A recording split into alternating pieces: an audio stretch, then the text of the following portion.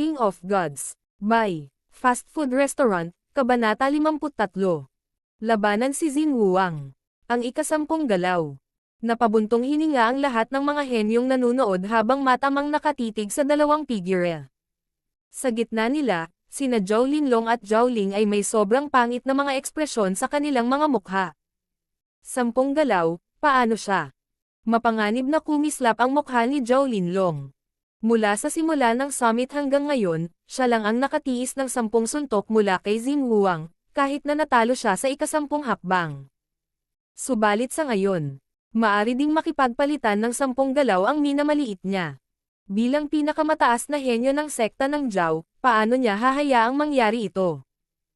Lalo siyang natakot nang maisip niya ang katotohanang maaaring manalo si Zhao Feng.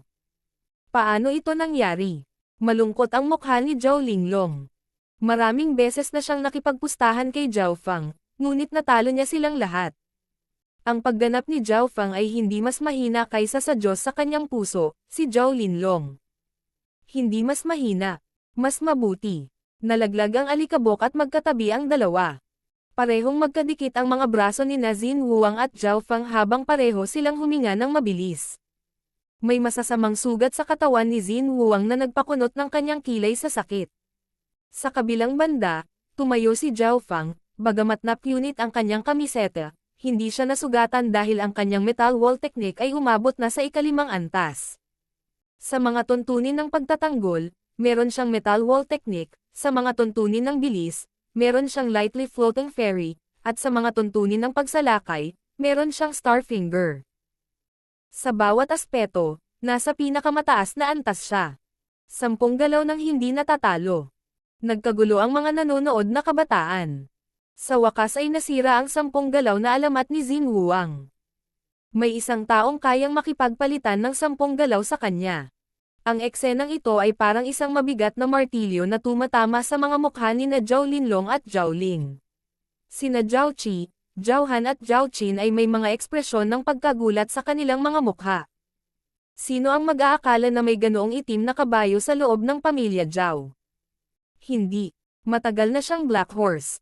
Mula sa paligsahan ng mga panlabas na alagad hanggang sa pangunahing paligsahan hanggang sa Genius Summit, si Zhao Feng ay gumagawa ng mga milagro. Masyadong malakas. Nagningning ang kaligayahan sa mga mata ni Zhao Yufei.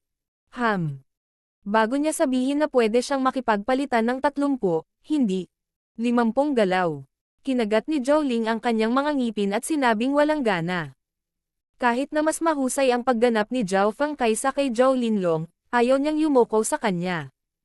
Xin Wuang, ang iyong tinatawag na 10 galaw ay dapat na may koneksyon sa iyong cloud chess step. Sa 10 hakbang na nagse-set up ng isang bitag at gumagamit ng pinakamaliit na halaga ng enerhiya upang harapin ang pinakamaraming pinsala na posible. Nakangiting sabi ni Zhao Feng. Tama ka. Ang pagtagal mo ng 10 galaw ay nangangahulugan na ang iyong lakas ay kapantay ng sa akin, o mas malakas pa kaysa sa akin. Isang mapanganib na liwanag ang kumislap sa mga mata ni Xin Wuang. Mata sa mata ang dalawa, kahit sino sa kanila ay maaaring umatake agad. Hahaha. Masyado kang mapagpakumbaba maliban na lang kung nasa pinakamataas na ika-5 ranggo lang ang cultivation mo. Malalim na sinabi ni Zhao Feng na may kahulugan. Biglang naging solemn na ang mukha ni Xin Wuang. Flaming Metal Fist. Si Zhao Feng ay umatake habang si Xin Wuang ay nagambala. Sa pagkakataong ito ay hindi na siya gumamit ng Angry Dragon Fist o kahit Star Finger, ginamit niya ang pinakapangunahing kasanayan, ang Flaming Metal Fist. Sa maikling agwat, ang pinakasimple, mas mabilis na pag-atake ay may pinakamahusay na epekto. At ang Flaming Metal Fist ay ang pinakaginagamit na kasanayan ni Zhao Feng. Ngunit hindi rin nagkukulang si Xin Wuang, ang kanyang pandama ay lumampas sa limitasyon ng ika-6 na ranggo at ito ay kapantay ng Martial Masters. Sa sandaling ay condensed ni Zhao Feng ang kanyang inner strength at inilabas ang kanyang kamao, nag-react siya sa pamamagitan ng paghagis ng kanyang palad. Pang! Napaatras si Xin Wuang dahil sa banggaan ng kamao at palad. Sinanay ni Zhao Feng ang metal wall technique at may kalamangan sa depensa at kapangyarihan. Ang katotohanang siya ang unang umatake ay naging mas malakas din ang suntok niya kaysa sa palad ni Xin Wuang. Angry Dragon Fist. Si Zhao Feng ay nagpatuloy mula noong siya ay nanalo at ang kanyang inner strength ay nagsimulang dahan-dahang lumipat sa pinakamataas na ikalimang ranggo. Pagkatapos ng kanilang unang 10 galaw, itinulak ni Zhao Feng pabalik si Xin Wuang. Nagtinginan ang mga manonood sa takot. Walang makakaisip na may isa pang talentadong kabataan na makakalaban ni Xin Wuang. 11 galaw. 12 galaw. 13 galaw. Na-control ni Zhao Feng ang unang 20 galaw. Sa kanyang kaliwang mata, nakita niyang may bahagyang pinsala sa loob ng katawan ni Xin Wuang, kaya hindi niya ito pinapahinga. Kinailangan ni Xin Wuang na umatras para magkaroon ng kaunting oras para pagalingin ang bahagyang panloob na pinsalang iyon, ngunit dahil alam ni Zhao Feng na sa kanyang kaliwang mata, hindi niya binigyan ng oras si Xin Wuang para gumaling. Natigilan ang mga manonood. Sa loob ng pavilion ng pamilya Zhao. Ang mukha ni Zhao Linlong ay sobrang pangit at ang kanyang dalawang kamao ay mahigpit na nakakuyom. Ang cultivation ni Zhao Feng ay hindi mas mataas kaysa sa kanya. Kung gayon bakit kaya niyang labanan si Xin Wuang? Sa ilalim ng malaking puno. ZZ. Kawili-wili. Hindi ako makapaniwala na ang isang maliit na lungsod tulad ng Sun Feather City ay magkakaroon ng dalawang mahuhusay na henyo. Ang potensyal ng dalawang ito ay maaaring may rank sa top 5 nanograms June City. Sabi ng isa sa mga pilak na figure. Kailangan nating iulat ito sa aking master kung sakaling ang dalawang ito ay makuha ng ibang paksayon. Maingat na sabi ng isa. Sa gitna ng entablado, nagpalitan ng suntok ang dalawang figure ngunit walang nakapagpasya kung sino ang mananalo. 20 galaw. 21 galaw. 22 galaw. Pagkatapos ng 22 galaw, si Xin Wuang ay nagsimulang gumaling ng dahan-dahan. Ang kanyang cloud chess step ay dalubhasa sa paggamit ng mabagal at matatag na bilis upang kontrahin ang mabilis na bilis. Higit pa rito, pinigilan niya ang kanyang sarili na makipag-away kay Zhao Feng. Masyadong malakas si Zhao Feng sa mga tuntunin ng dalisay na lakas, at sa sandaling ginamit niya ang Star Finger. Ang pinsalang natamo ay katumbas ng pinakamataas na ika-6 na ranggo. Nangangahulugan ito na kahit si Zhao Linlong, na umabot sa ika-6 na ranggo, ay matatalo. Sa makatuwid, si Xin Wuang ay kailangang umatras paminsan-minsan at manalo ng ilang oras upang makapagpahinga. 30 galaw. 35 galaw. Sa wakas, sa 35 hakbang, bahagyang nagtagumpay si Xin Wuang. Ang labanan ay naging mas matindi at mapanganib. Paminsan-minsan ay palihim na umaatake si Xin Wuang at kapag ginamit niya ang cloud chess step, mas lalong hindi nahuhulaan ang mga sneak attack. Ngunit ang mga reflexes ni Zhao Feng ay hindi kapani-pani walang mabilis, sa mahalagang sandali ay makikita niya kung paano aatake si Xin Wuang. Paano niya nagawa ito? Pareho ba siya sa akin? May senses ba siya ng martial master? Nag-iisip si Xin Wuang. 50 galaw. 60 galaw. Walang nanalo. Plop. Walang magawang bumagsak si Zhao Ling sa lupa, mapatla ang kanyang mukha. Dati, nakipagpustahan siya kay Zhao Feng na kung kaya niyang makipagpalitan ng 10 galaw, matatalo siya. Ngunit sa oras na iyon ay tumawa si Zhao Feng. Ang 10 galaw ay masyadong maliit, hindi bababa sa 30, hindi, 50 galaw. At sa sandaling ito, ang dalawa ay nagpalitan ng mahigit 60 galaw na walang palatandaan ng panalo o pagkatalo. 60 galaw. 70 galaw. Pataas ng pataas ang offense rate ng dalawa. Sa wakas, umabot sila ng 80 hanggang 70 galaw. Huminga ng malalim si Xin Wuang at naging mas malinaw ang kanyang isa sa mga langit na aura. Ang aura na ito ay katulad ng sa isang mahiyaing babae sa kanyan, ngunit ito ay mas mahina. Ang pagharap sa aura na ito ay naramdaman ni Zhao Feng na para siyang langgam. Ang pakiramdam na iyon ay nagpahinto sa kanyang paghinga ng maayos. Pagkatapos ng 70 galaw, bawat pag-atake na ipinadala ni Xin Wuang ay naglalaman ng malalim na insight. Ang kaliwang mata ni Zhao Feng ay dahan-daang bumukas at isang malabong berdeng asher na glow ang tumakip sa kanyang eyeball. Bigla siyang pumasok sa supervision mode. Ang bawat galaw na ginawa ni Xin Wuang ay 10 beses ng mas mabagal. Shua! Sa loob ng itim na sukat. Isang guwang na figure ni Xin Wuang ang lumitaw at ang bawat aksyon na ginawa niya ay near replay ng pabalik-balik. Ang mga hollow figure na aksyon ay naglalaman ng malalim na mga insight at mas madaling maunawaan ang mga ito kumpara sa babae. Dahil nakakuha na siya ng ilang insight mula sa mysterious wind palm na iyon, nalaman kaagad ni Zhao Fang ang aura na ito. Buksan. Biglang pinagsama ni Zhao Fang ang kanyang lightly floating fairy, lightly microstep at flaming metal fist sa isa. Isang aura na katulad ng kay Xin Wuang ang lumitaw sa kanyang katawan. Itinutok ni Zhao Fang ang isang palad kay Xin Wuang. Teng teng teng. Umatras ang figure ni Xin Wuang, puno ng pagkabigla ang kanyang mukha. Ano? Ang palad niya. Siya ay may kakaibang pakiramdam na ang aura mula sa palad ni Zhao Fang ay ninakaw mula sa kanya. Kung totoo man iyon, sobrang nakakatakot. Huminga ng malalim si Xin Wuang at pinakipot ang kanyang inner strength. Ang kanyang pandama ay kapantay ng martial masters at ang kanyang condensing speed at strength ay higit na nalampasan ang 6th rankers. Nangangahulugan ito na ang sinumang cultivator sa ilalim ng ika-6 na ranggo ay hindi maaaring talunin si Xin Wuang sa mga tuntunin ng inner strength. Ito rin ang dahilan kung bakit kaya niyang talunin si Zhao Linlong. Ngunit hindi niya alam na nasubaybayan ng kaliwang mata ni Zhao Fang ang lahat ng kanyang inner strength at mga pagbabago sa daloy ng dugo. Kaya ganito. Hindi nagtagal ay naunawaan ni Zhao Fang ang aura na iyon. Starfinger. Ang daliri ni Zhao Fang ay tumusok sa hangin at sa pagkakataong ito ay mas malakas pa ito kaysa dati. Ang Starfinger ay tungkol din sa pag-condense ng inner strength. Matapos niyang malaman kung paano pinalamutian ni Xin Wuang ang kanyang inner strength, ang Starfinger ni Zhao Fang ay bahagyang tumulak pasulong. Kamangha-mangha. Papalapit na ang Starfinger sa pinakamataas na ikatlong antas. Gusto niyang pasalamatan si Xin Wuang. Una, nakakuha siya ng ilang insight sa mahiwagang aura na iyon. Pangalawa, natutunan niya kung paano i-condense ang inner strength ng mas mahusay. 71 galaw.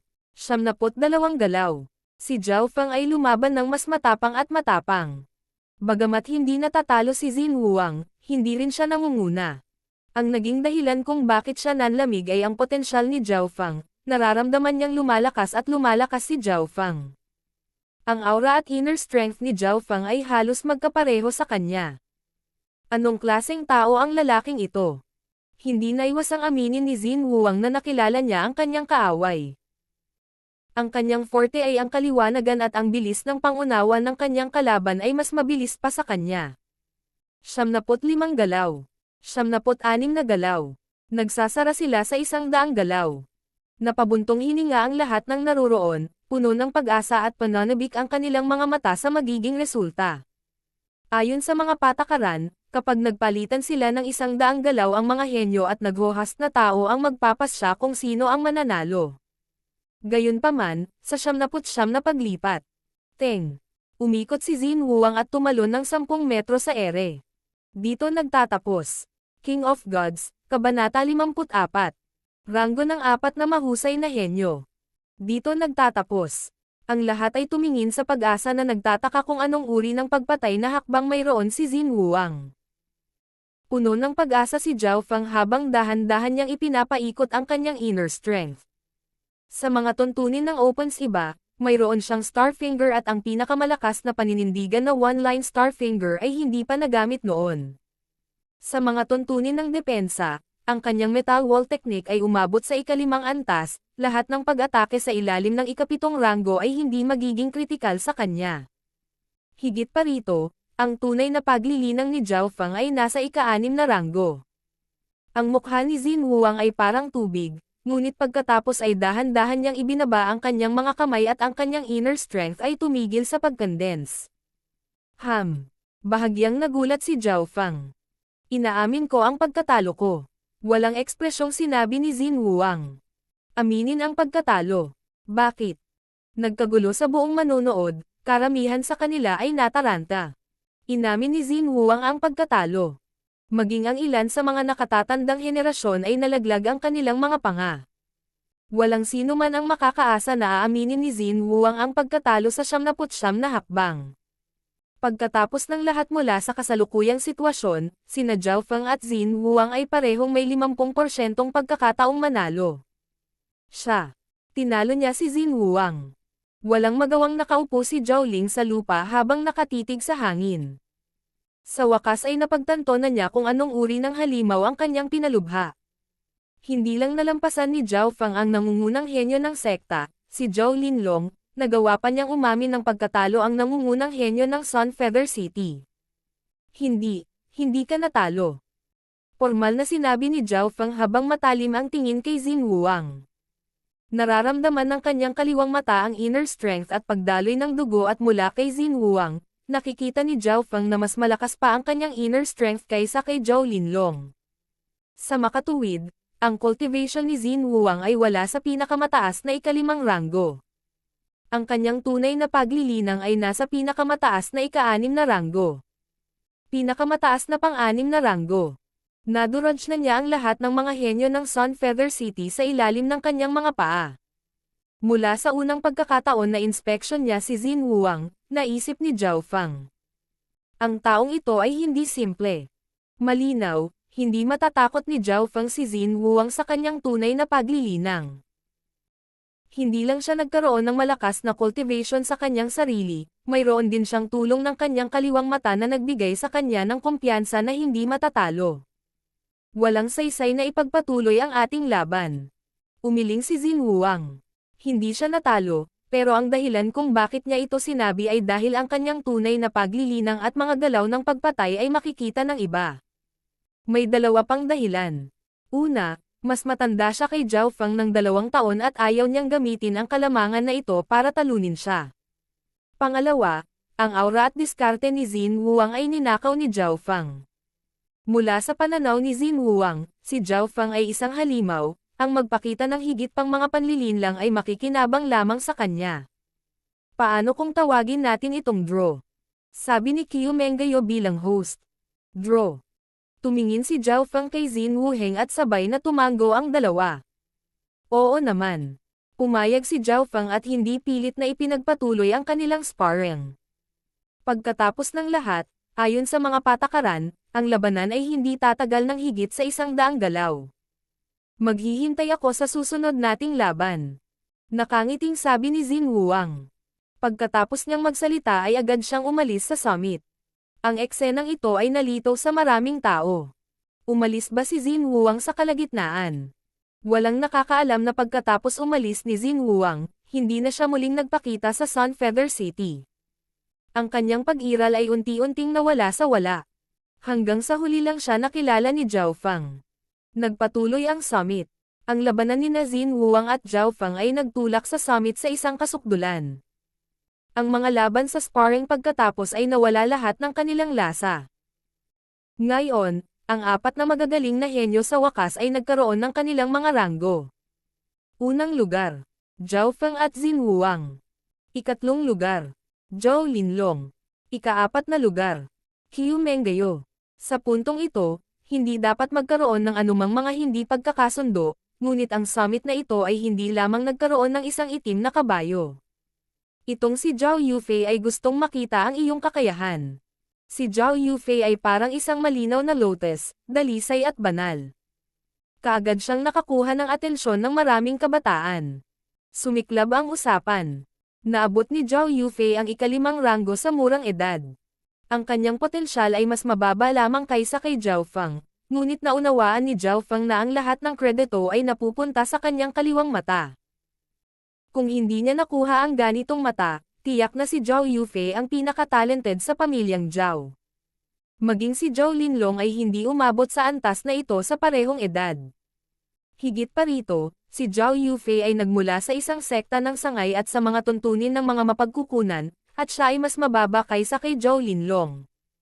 Pupunta ako. Mula sa pamilya Xin ay nagmula ang isang kabataang nasa ika-5 ranggo. Ang taong ito ay si Xin Chen, pumangalawa sa pamilya Xin, sa likod ni Xin Wuang at sa harap ni Xin Tong. Natalo lang siya kina Zhao Linlong at Qiu Menggayo noon. Sa mga tuntunin ng lakas, si Xin Chen ay kapantay ni Zhao Qi, isang hakbang lamang sa likod ng 4 na mahuhusay na henyo. Butterfly Leaf Palm. Si Zhao Yufei ay kasing liwanag ng hangin at ang kanyang palad ay napakalambot at maislan. Sa kanyang pag-atake, Ginamit niya kaagad ang kaniyang mataas na martial art na butterfly lift palm na halos umabot na sa pinakamataas na antas. Pa! Pa! Pa! Nag-cross ang dalawang figure.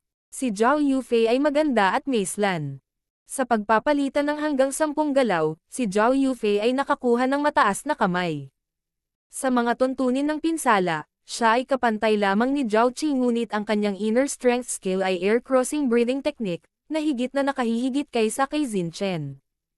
Ang air crossing breathing technique ay nagpapataas ng kanyang mga kasanayan sa bilis at opensa at kapag ang mga kasanayan ay ginamit ng magkasama, madali niyang matatalo ang iba na may parehong ranggo. Makalipas ang 30 galaw, muling tumaas ang kapangyarihan ni Zhao Yufei. Ang kanyang palad ay parehong malambot ngunit matigas at mula sa labanan, tila nakakuha siya ng higit pang mga insight. Nagsanay din siya ng isang mataas na ranggo na diskarte sa pagpapalakas ng katawan tulad ng Qiu Menggeo. Nagulat si Zintong. Ang pamamaraan ng pagpapalakas ng katawan ni Zhao Yufei ay hindi mas mahina kaysa sa metal wall technique, ngunit mas angkop ito para sa mga kababaihan. Mayroon siyang malaking potensyal at malamang na itinago niya ang kanyang tunay na lakas. Biglang naalala ni Zhao Fang ang misteryosong isang armadong matandang lalaki. Ang matanda ay maaaring kumuha ng mataas na ranggo na kasanayan tulad ng metal wall technique ay hindi kapanipaniwala. Makalipas ang 30 galaw, sunod-sunod na alon ang inatake ni Zhao Yufei, at sa wakas ay natalo niya si Xin Chen. Nanalo si Zhao Yufei. May isa pang itim na kabayo sa pagkakataong ito. Nagpahinga sandali si Zhao Yufei at pagkatapos, hinamon niya si Qiu Chenji. Si Qiu Chenji ay isa sa 4 na magagaling na henyo, at kahit na hindi siya magiging numero 1 sa taong ito, malakas pa rin siya. Fluong Feather Step. Fluong Feather Flying Cloud. Ginamit ni Qiu Chenji ang kanyang dalawang speed skill, na parehong umabot sa peak level. Si Zhao Fang lang ang makakahabol sa kanya sa bilis. Cloud Leaf Fairy. Ang husay ni Zhao Yufei ay biglang nagbago nang gumamit siya ng kasanayang hindi pa nakikita. Kaagad, ang kanyang katawan ay naging kasing liwanag ng isang dahon habang siya ay pamitik sa hangin. Cloud Leaf Fairy. Anong klaseng kasanayan ito? Ito ay hindi mas masahol pa sa aking lightly floating fairy. Nagulat si Zhao Fang. Sa wakas ay napagtanto niya na masyado siyang nagmamadali sa pagpapalit ng air crossing breathing technique para sa metal wall technique. Marahil ito ay isang magandang deal, ngunit ang air crossing breathing technique ay ganap na nababagay kay Zhao Yufei. Ang kasanayang ito ay mas malalim kaysa sa air crossing breathing technique. Nang bumantong hininga si Zhao Fang, nagbago ang sitwasyon. Si Qiu Chenji ay natatalo. Sa mga tuntunin ng bilis, walang kalamangan si Qiu Chenji dahil si Zhao Yufei ay mayroong cloud lift step. Makalipas ang 50 hanggang 60 galaw, natalo si Qiu Chenji. Matapos talunin si Qiu Chenji, kakailanganin lamang ni Zhao Yufei na talunin ang mga isang hakbang na mas mataas para maging isa sa 4 na mahusay na henyo. Sa wakas, patapos na ang summit. Sa oras na ito, hinamon ni Zhao Yufei si Qiu Menggeo. Ang labanan sa pagitan ng dalawang magagandang babae ay muling nagtulak sa summit sa isang kasukdulan. Patuloy na ginamit ni Zhao Yufei ang Cloud Leaf Fairy para kontrahin si Qiu Menggeo. Makalipas ang 100 galaw, nagpa siya ang dalawa sa isang tabla, na muling nagdulot ng kaguluhan. Ang 4 na mahusay na henyo ay nagbago sa 5 mahusay na henyo.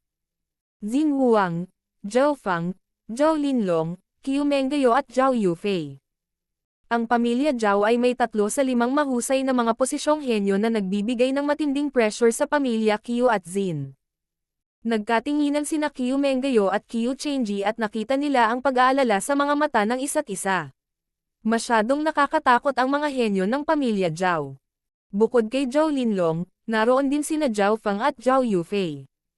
Ang pagbangon ni Zhao Fang ay isang himala, siya ay nasa unang kapantay ni Xin Huang. Ngunit si Xin Huang ay mas matanda kay Zhao Fang, kaya sa mga tuntunin ng talento at lakas, si Zhao Fang ang una. Menggeo. Sa likod ng entablado, sabi ng isang matandang nakasuot ng kulay abong damit. Matanda. Magalang na sabi ni Qiu Menggeo. May isang bagay na gusto kong gawin mo, ito ay talagang mahalaga. Ang mahinang sabi ng lalaking nakasuot ng kulay abo. Sa wakas natapos ang summit. Ang mga henyo ng Jiao sect ay lumabas sa kanilang pavilion at nagsimulang magtungo pababa. Marami ang tumingin kay Jiao Feng nang may takot at paghanga, ngunit mayroon ding inggit at puot. Jiao Feng, huwag mong isipin na ikaw ang pinakamagaling dahil nauna ka. Hindi ko man lang ginamit ang totoong killing move ko sa pagkakataong ito. Malamig na sabi ni Zhao Linlong habang nakatitig kay Jiao Feng sa isang mayabang at tiwala na paraan. King of Gods, Kabanata 55. Guanzhen Core, imbitahan mula sa kagandahan. Ang tunay niyang killing move. Ang mga salita ni Zhao Linlong ay nagulat sa iba. Ikinonekta ni Jiao Feng ang claim na iyon sa ikatlong antas ng Martial Arts Library. Noong araw na iyon, nakita niya si Zhao Linlong na pumasok sa ikatlong antas. Ngunit sa summit, ginamit lamang ni Zhao Linlong ang kanyang Special Cloud Finger. Kung mayroon siyang totoong killing move, bakit hindi niya ito ginamit? Isang ngiti ang lumitaw sa mga labi ni Jiao Feng. Ang tanging paliwanag ay ang mga nakuhang natanggap ni Zhao Linlong mula sa ikatlong antas ng Martial Arts Library ay hindi pa ganap na natutunaw. Sa ilalim ng isang tiyak na puno, nakita ng dalawang pilak na nakadamit na figure ang buong palabas. Tandaan, ang pamilya Zin at Zhao ay parehong may isang mahusay na henyo bawat isa. Ngayon pumunta at iulat ito sa ating master. Sabi ng isa sa mga pilak na figure. Shua. Ang dalawang pilak na anino ay nagsanib sa gabi. Sinong nandyan? Ilang daang metro lang ang galaw ng dalawa bago umalangaw-ngaw ang isang matandang malakas na sigaw. Teng. Isang matanda na nakadamit na kulay abo ang bumagsak sa lupa habang nakatitig sa dalawang misteryosong tao. Hihihi, hindi ako makapaniwalang nakakita ako ng Martial Master sa ika-17 ranggo. Ika-17, maaari kang pumunta at sanayin ang iyong mga kasanayan. Bahagyang tumawa ang isa sa mga pilak na figure nang umalis siya. Sino ang mga ngahas na manghimasok sa mahalagang bakuran ng pamilya Qiu? Ang mga mata ng matanda na nakasuot ng kulay abo ay matalim habang ipinasa niya ang isang palad. Beng! Isang berdeng glow ang humiwas sa hangin, kasing haba ng kulog ang tunog nito. Sa ilalim ng pressure na iyon, ang mga puno at bato sa paligid nito ay nabasag. Transformation Strength, mahabang hanay na pag-atake sa himpapawid. Ito ang simbolo ng isang martial master. Ang kapangyarihan ng palad na iyon ay madaling durugan ang isang cultivator ng ika-4 o ika-5 ranggo sa hangin. Maliit na panlilin lang. Ang pilak na figure na naiwan sa likod ay dahan-daang itinaas ang isang kamay at itinuro ang isang daliri sa ningning. Shua. Isang maitim na asher na inner strength ang binaril, at parang sibat, tumagos ito sa pag-atake ng matanda. Ang susunod na sandali, ang dalawang figure ay nagpalitan ng suntok na kasing bilis ng kidlat, ang mga cultivator na nasa ika-6 na ranggo ay hindi man lang makapag-react. Pang! Lumitaw ang isang napakalaking butas kung saan sila nag-away, na pinahiran ng alikabok ang lugar. Ang kapangyarihan mula sa dalawang taong ito ay maihahambing sa mataas na antas na nakamamatay na mga hayop. Wow! Ang matanda ay nagluwa ng isang bibig ng dugo, at ang kanyang mukha ay namutla. Sino ka? Hindi ka ba natatakot na habulin ka ng pamilyang Qiu? Ang pamilyang Qiu ay isa sa 3 dakilang pamilya ng Sunfeather City. Ito ay may malaking kapangyarihan sa lahat ng mga paksayon sa loob ng 1,000 milyang radius ng Sunfeather City. Pamilyang Qiu. Ang isang pag-iisip mula sa aking matter ay madaling makasira ng isang pamilyang tulad ng sa iyo. Ngumisi ang pilak na figure nang sumanib din siya sa dilim. Saan kaya nanggaling ang dalawang iyon? Mukhang may suot sila. Hindi maganda. Maaaring sila ay mula sa Ram or Guanzhen Core. Huminga ng malamig ang matanda. Guanzhen Core. Ang mga salitang ito ay nagpalundag sa kanyang puso. Ang Sunfeather City ay isa lamang maliit na lungsod sa Cloud Country. At ang pamilya Qiu ay isa lamang sa mga puwersa sa Sunfeather City. Ang Sunfeather City ay isa sa 12 maliliit na lungsod sa ilalim ng relo ng lalawigan ng Guanlo. Ang Guanzhen Core ay ang mga piling tropa ng lalawigan ng Guanlo. Mula sa simula ng panahon, ang Guanzhen Core ay isang alamat lamang dahil hindi pa napatunayan na sila ay umiral. Malamang, ang Guanzhen Core ay may 18 gwardya at bawat gwardya ay nakarating man lang sa Martial Master rank. Mukhang pumunta ang Guanzhen Core para makita ang Genius Summit, Pero ano ang dahilan nila? Maaaring nasa ilalim sila ng utos mula sa taong iyon. Ang matanda na nakasuot ng kulay abo ay hindi sigurado dahil naiintindihan niya kung ano ang ibig sabihin ng Guanjenkor. Upang sirain ang isang angkan ng pamilya tulad ng pamilyang Qiu, magiging kasing dali ng pagdurog ng langgam. Natapos na ang summit. Ang mga kabataan ay umalis sa mga grupo ng 3 o 5. Tahimik na naglakad ang 7 mula sa pamilya Zhao. Habang nasa daan, ang mukha ni Zhao Linlong ay sobrang madilim at walang nang ahas na galitin pa siya. Gayunpaman, walang pakialam si Zhao Feng dahil nakatutok siya sa ibang lugar. Ang kanyang kaliwang mata ay nakakita lamang ng isang makapihil hiningang labanan na milya-milya ang layo. Ito ay ang pagharap sa pagitan ng Guanjenkor at ng Elder mula sa pamilya Qiu. Ang matanda mula sa pamilyang Qiu ay umabot na sa ika-7 ranggo, lahat ng kanyang mga galaw ay maaaring umatake sa himpapawid. Ang kapangyarihan ng mga galaw na iyon ay maaaring agad na pumatay ng daan-daang mga nasa ibaba ng ika-7 ranggo. Ang lakas ba ng martial masters? Kung napakalakas nila sa ika-7 ranggo, nagtataka ako kung gaano kalakas ang mga cultivator ng ika-8 at ika-9 na ranggo. Nang sila ay bababa na sa burol, pinigilan sila ng ilang mga disipulo ng pamilya Qiu. Ang nasa harapan ay isang batang babae na halos kasing edad niya. Young Master Zhao Feng, mangyaring tumigil. Sabi ng dalaga. Kakaiba ang tingin ni Zhao Feng sa mga disipulo ng pamilyang Qiu. Gusto kang makita ng aking may bahay. Ang iyong may bahay. Bahagyang nalitaw si Zhao Feng. Ang aking may bahay ay ang tagapag-ayos ng summit, si Qiu Menggayo. Nakangiting sabi ng dalaga. Si Qiu Menggayo. Ang pinakamagandang babae ng Sun Feather City. Ang iba pang mga kabataan ay lahat ay nagulat nang ang kanilang mga ekspresyon ay nabaling sa mga nagseselos. Ilang mahuhusay na kabataan ang gumamit ng libu-libong paraan para lang makita siya, ngunit wala ni isa sa kanila ang nakatanggap ng personal na imbitasyon mula sa kanya tulad ni Zhao Feng. Anong klaseng status ito?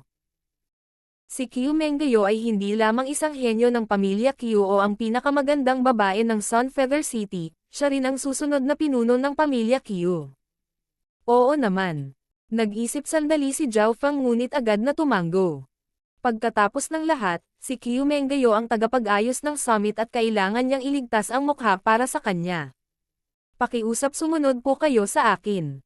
Yumuko ang katulong at pinona ang daan. Napaawang ang bibig ni Zhao Yufei habang pinagmamasdan si Zhao Feng na umalis. Maaaring si Qiu Menggayo ay may gusto kay Zhao Feng. Bahagyang nagulat si Zhao Qi. May ilang katwiran ito. Sa pagkakataong ito ay ginulat ni Zhao Feng ang lahat ng siya ang nangunguna kay Xin Wuang. Ang naging mas mahalaga ay ang mas bata si Zhao Feng, kaya mas mataas ang kanyang potensyal. Maaring nakita ni Qiu Menggayo ang potensyal na ito at sinubukan siyang anyayahan sa kanilang panig. Maglakas loob ba siya? Malamig na tumawa si Zhao Linlong. Alam ng lahat na magkaaway ang pamilya Qiu at ang pamilya Zhao. Kung pupunta si Zhao Feng sa pamilya Qiu, hindi ito magiging kasing simple ng pagkakanulo. Kasunod ng tagapaglingkod, muling bumalik si Zhao Feng sa summit. Pakiusap. Dinala ng batang babae si Zhao Feng sa isang maganda ngunit simpleng bahay na kawayan. Hindi nagtagal ay nakita ni Zhao Feng ang magandang figure.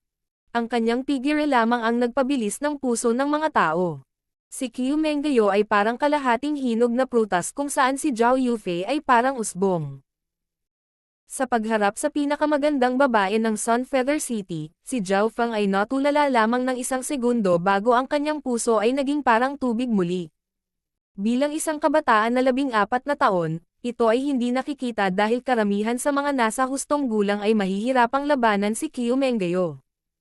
Napabuntong hininga si Qiu Menggayo sa kanyang puso. Siya ay napakabata at hindi lamang siya ay makapangyarihan, ang kanyang pagpipigil sa sarili ay hindi kapanipaniwala rin. Mangyaring umupo. Naglakad si Qiu Menggayo sa harap niya. Sa sandaling ito, ilang pulgada na lang ang layo ng dalawa. Malinaw na naramdaman ni Zhao Feng ang halimuyak, paghinga at init ni Qiu Menggayo. Ang mga normal na lalaki ay malamang na mahihirapang pigilan ang kanilang sarili. Higit pa rito, si Qiu Menggayo ay personal na nagbuhos ng tsaa para sa kanya, bawat galaw niya ay puno ng kagandahan. Casual na kinuha ni Zhao Fang ang tasa at gaya ng inaasahan, hinawakan niya ang daliri ni Qiu Menggayo. Isang panaginip para sa ibang mga kabataan na tumabi sa babaeng ito, ngunit nanatiling walang ekspresyon si Zhao Fang. Sa totoo lang, kung palakihin niya si Qiu Menggayo, hindi mahalaga sa kanya ang distansya dahil masusuri niya ito gamit ang kaliwang mata mula sa milya-milya ang layo. Kung payag si Zhao Fang, maaari niyang kalahating makita ang mga bagay. Malinaw, hindi alam ito ni Qiu Menggayo o kung hindi ay susubukan niyang iwasan siya, sa halip na imbitahan siya rito. Ang katanyagan ni Young Master Zhao Fang ay laganap sa Sun Feather City. Ang boses ni Qiu Menggayo ay kasing lambot ng ulan. Magalang na tinanong siya ni Zhao Fang ng ilang tanong, ngunit naisip niya sa kanyang puso. Bakit gusto siyang makita ni Qiu Menggayo? Bata pa siya, kaya wala siyang masyadong alam tungkol sa pagkakaiba ng lalaki at babae. Sa makatuwid, hindi siya nahulog sa ngiti ni Qiu Menggayo. Ang kanyang kaliwang mata ay nagpakalma rin kay Zhao Fang at napigilan niya ang kanyang sarili mula sa pagnanasa. Ang kanilang usapan ay binubuo lamang ng pagtatanong ni Qiu Menggayo at pagsagot ni Zhao Fang. Si Zhao Fang ay kumilos na parang ulo ng kahoy. Hindi maiwasan ni Qiu Menggayo na mag-isip kung hindi ba siya sapat na kaakit-akit o ang kanyang edad ay masyadong maliit. Ang pagganap ni Zhao Fang ay naging dahilan upang mabaigo ang kanyang naplanong panlilinlang sa kagandahan. Young Master Zhao, may intensyon ka bang pumasok sa aming pamilya Qiu? Ang pamilyang Qiu ay maaaring masiyahan ang lahat ng iyong mga hangarin kabilang ang martial arts, pilak, kababaihan. Habang sinasabi niya ang makajos na figure ni Qiu Menggayo ay halos dumidiin kay Zhao Fang. Agad na naging alerto si Zhao Fang at naglagay ng distansya sa pagitan nila. Sa sandaling nag-isip, sa wakas ay natanto niya ang intensyon ni Qiu Menggayo. Namula ang mukha ni Qiu Menggayo. Pakiramdam niya ay wala siyang magawa laban sa isang kabataang hindi gaanong alam tungkol sa sex. Salamat sa iyong mabuting hangarin, ngunit ang aking landas ay hindi limitado sa Sun Feather City lamang. Malalim na sabi ni Zhao Fang habang dahan-dahan siyang bumangon. Ang kanyang landas ay hindi limitado sa Sun Feather City. Hindi maiwasang manginig ang puso ni Qiu Menggayo habang pinagmamasdan ang pag-alis ng kabataan. Sa kanyang paningin, tila naging mas kaakit-akit ang kabataan. King of Gods, Kabanata 56. Metal Wall Rebound. Pinaalis si Zhao Fang gamit ang kanyang mga mata, nawala si Qiu Menggayo sa kanyang sarili sa kanyang pag-iisip. Sa hitsura, si Zhao Fang ay tila isang batang 14 na taong gulang na kabataan ngunit ang lamig, kalmado at pangunawa sa kanyang mga mata ay tila hindi tao. Kahit si Zhao Fang mismo ay hindi napagtanto na ang kanyang bloodline pati na rin ang ugali ay nagbago sa pagsasama ng mata. Teng. Isang kabataang nakadamit ng scholar ang dumaong sa tabi ni Qiu Menggayo, si Qiu Chenji iyon. Menggayo, ang bilis bang umalis ng batang yan? Nabigo ba ang pinakamagandang babae ng Sun Feather City? Bahagyang nagulat si Qiu Chenji. Nabigo ako. Parang hindi siya isang normal na kabataan. Umiling si Qiu Menggayo. Biglang lumitaw ang isang matandang boses.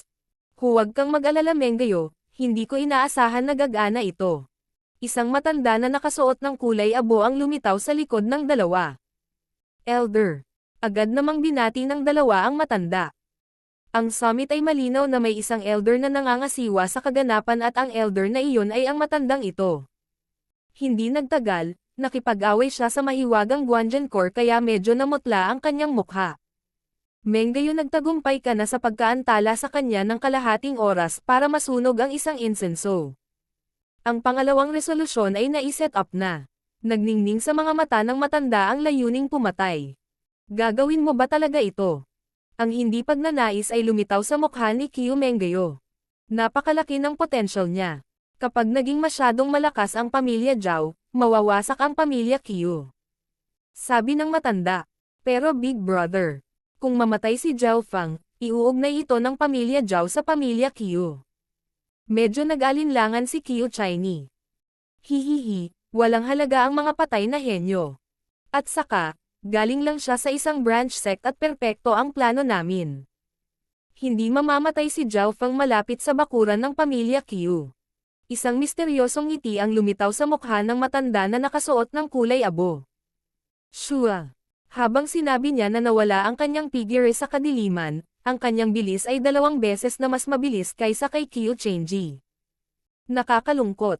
Nagkatinginan sina Qiu Mengyo at Qiu Chenji na may simpatiya sa kanilang mga mata. Si Zhao Feng ay naglakad na mag-isa pababa ng burol. Sa oras na ito, natapos na ang summit kaya wala pang masyadong tao sa daan. Hindi alam ni Zhao Feng kung bakit, ngunit nagkaroon siya ng hindi mapakali na pakiramdam, na parang siya ay binabantayan. Isang layuning pumatay ang nagpakibot sa kanyang kaliwang mata. Tahimik na binuksan ni Zhao Feng ang kanyang kaliwang mata. Biglang lumitaw ang malabong asher na liwanag sa kanyang mata. Sa dilim, ito ay mas maganda. Si Zhao Feng ay muling pumasok sa enhanced vision mode. Ang madilim na gabi ay kasing linaw ng araw sa kanya. Nakikita niya ang lahat sa isang 10 milyang radius, kung ito ay araw, ang distansya ay doble. Ang pakiramdam ng mga sobrang pandaman na ito ay nagbigay sa kanya ng kumpiyansa at kalmado. Shua. Sa ilalim ng kanyang pag-scan, biglang nakakita si Zhao Feng ng isang figure sa isang punong ilang daang talampakan ang layo. Ang figurang iyon ay nakasuot ng kulay abong balabal at pinaghalo ng mabuti sa puno, hindi siya madarama ng mga normal na tao. Gayunpaman, malinaw na nakita ng mata ni Zhao Feng kung sino ang tao. Siya yon. Tumalon ang puso ni Zhao Feng. Nakita na niya ang nakatatandang kulay abong ito, ang taong ito ang nakalaban sa misteryosong pilak na figure noon. Hindi maganda. Malamang ang taong ito ay isang elder ng pamilya Qiu at malamang gusto niya akong patayin. Gulong-gulo ang isip ni Zhao Feng. Ang kanyang pagganap ay napakahusay, kaya't kahit na ang mataas na antas ng pamilya Qiu ay nagsimulang mapansin siya. Sa kabutihang palad, itinago ko ang aking tunay na paglilinang. Nagkunwari si Zhao Feng na wala siyang nakita at gumamit siya ng normal na bilis para bumalik sa pamilya Zhao. Papalapit na siya ngayon sa teritoryo ng mga pamilyang Zhao. Nakaramdam ng kakaiba si Zhao Feng, bakit hindi umaatake ang kalaban? Muli niyang binuksan ang kanyang supervision at pinagmasdan ang kanyang paligid. Mayroong isang malayong lugar 6 o 7 milya sa teritoryo ng sekta ng Zhao. Alam ni Zhao Feng na ito ang huli at tanging lugar na sasalakayin nila. Bakit sila aatake malapit sa teritoryo ng mga pamilyang Zhao? Umikot ang isip ni Zhao Feng at nalaman niya kaagad ang sagot. Kung namatay si Zhao Feng malapit sa summit, malinaw na magdudulot ito ng mga hinala ng pamilya Zhao at sisisihin nila ang pamilya Qiu dahil ang summit ay nasa loob ng teritoryo ng mga pamilyang Qiu. Ang plano ng mga pamilyang Qiu ay hayaang mamatay si Zhao Feng sa sariling teritoryo ng sekta ng Zhao. Sa ganitong paraan ang sekta ng Zhao ay walang katibayan at ebidensya para sisihin ang iba. Anong matalinong plano? Agad na inikat ni Zhao Feng ang kanyang inner strength at tumakbo patungo sa front gate ng pamilya Zhao. Kailangan ko lang maabot ang bakuran malapit sa pamilya Zhao. Maraming mga bantay doon at ang pamilya Qiu ay hindi magkakaroon ng lakas ng loob na patayin ako kung gayon. Nakapagdesisyon si Zhao Feng. Sa pag-iisip hanggang dito, lalo pang bumilis ang kanyang bilis. Itinago ng brat na ito ang tunay niyang cultivation. Ang bilis niya ay mas mabilis pa kaysa kay Chenji. Ang bilis din ng mga matatandang nakasuot ng kulay abong damit. 6 na milya, 5 milya, 4 na milya. Papalapit si Zhao Feng sa front gate. So. Biglang may lumabas na 2 figure mula sa front gate ng Zhao sect. Sa suot nila, parang taga Zhao sect sila. Para kay Zhao Feng, magandang balita ito dahil ang nasa likod ay kailangang mag-ingat sa 2 ito. Inilibot ng kaliwang mata niya ang mukha ng 2.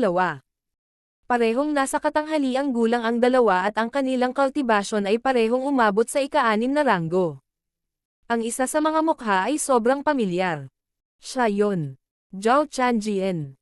Nagulat si Zhao Feng. Ang isa sa 2 cultivator ng ika-6 na ranggo ay ang ama ni Zhao Yijian, si Zhao Chanjian.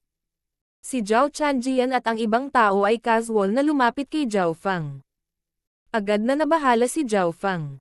Kung ibang tao ang dumating, hindi siya maghay-hinala, ngunit kung ang isa sa kanila ay si Zhao Chanjian, agad itong maglalagay sa kanya ng alerto.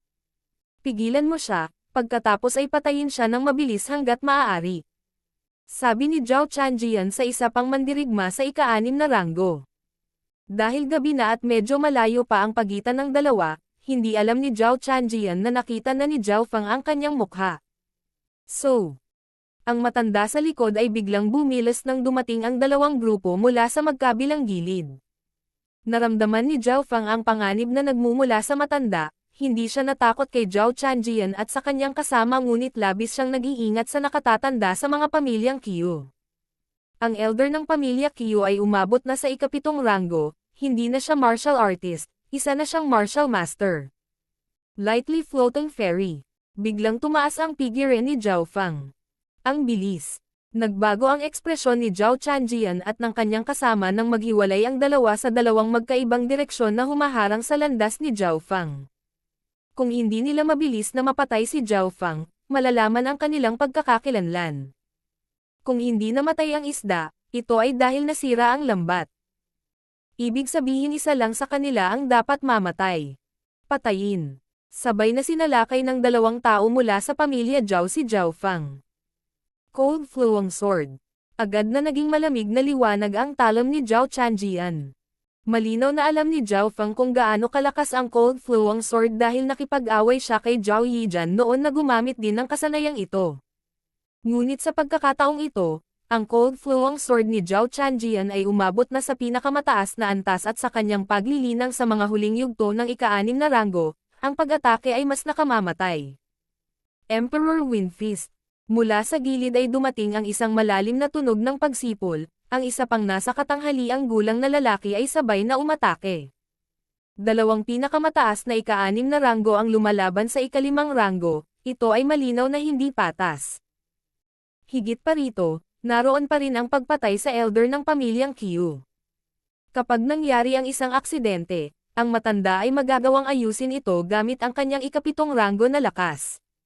Lightly Floating Fairy. Lightly Micro Step.